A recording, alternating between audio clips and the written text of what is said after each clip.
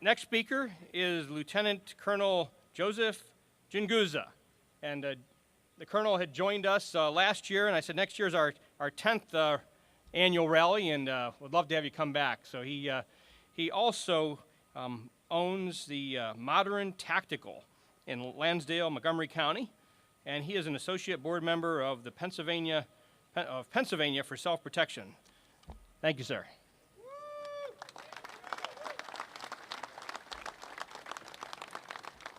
You'll have to bear with me. I'm not an elected official. I give one speech a year, and this is it. You are all crazy. You're all mad. You are all simple-minded, right? I mean, that's what the gun control advocates would have everyone believe, that we are all a bunch of gun nuts and conspiracy theorists. Well, let's take a moment to talk about crazy, shall we? We are mocked because we adhere to the belief that the Founding Fathers wrote our Constitution based on a series of principles. And we try to live our lives by those principles. So let me ask our opponents a question about those Founding Fathers. Would George Washington be more concerned with us owning a standard infantry rifle or by a New York City mayor telling us what size soda we're allowed to drink?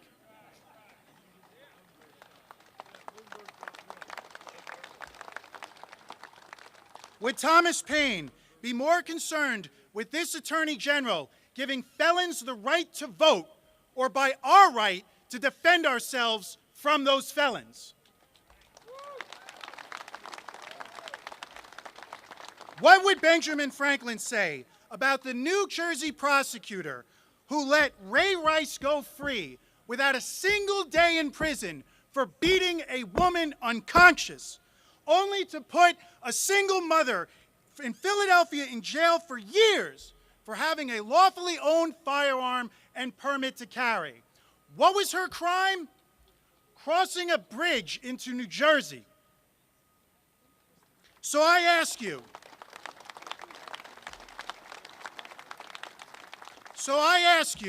if Thomas Jefferson were alive today, who do you think he would call crazy? But let us be frank about the real reason that we are here.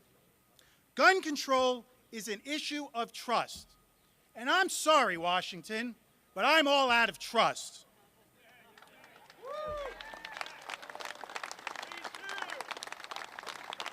This country was built on a foundation of mistrust. The Founding Fathers framed this government not by what it could do, but by what it could not do. The American Bill of Rights is not a set of restrictions on the population, but on its government.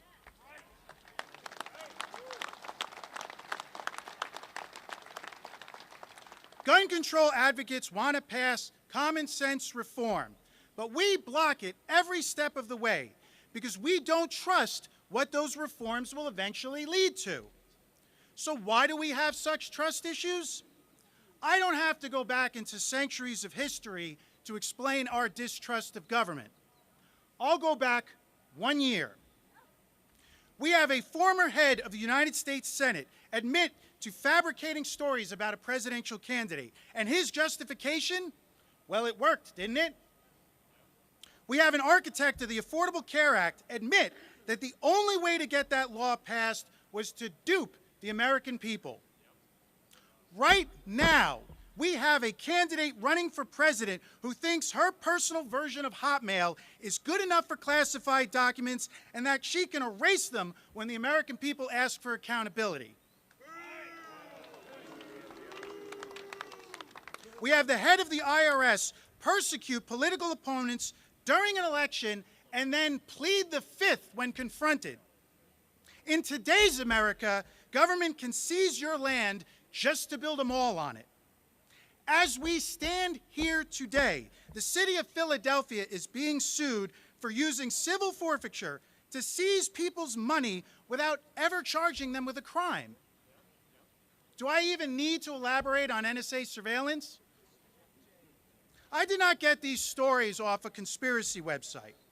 Everything that I have mentioned came directly from the pages of the USA Today, the Wall Street Journal, and yes, even the New York Times. So is it any wonder that we do not trust one of our most fundamental rights, the right of self-defense and preservation, to a government that has failed us again and again?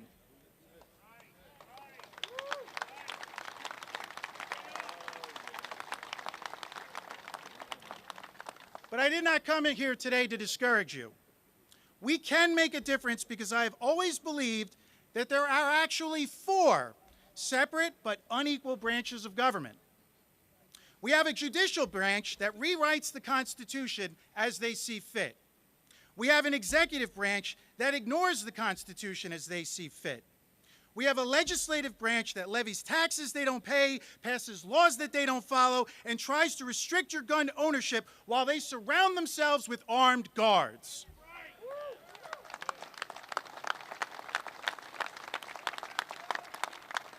But I believe that there is a 4th and superior branch of government, the final check, the last attempt to balance an out-of-control system, and that is you, the armed voter.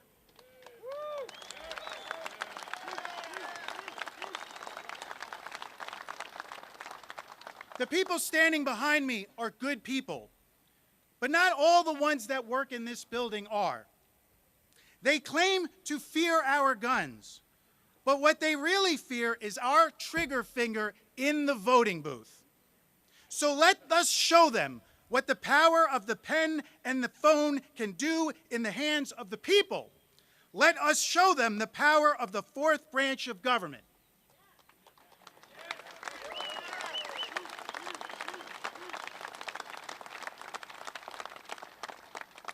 Because as long as we have blood in our veins, as long as we draw air in our lungs, we should try to keep this one simple promise, that if you like your gun, you can keep it.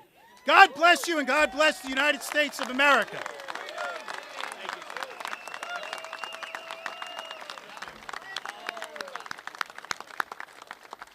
Aren't you glad we invited the Colonel back again? What a great lineup of speakers. Thank you to all who spoke today. We really appreciate it. We had a couple of other legislators here that I missed earlier. Representative Carrie Benning.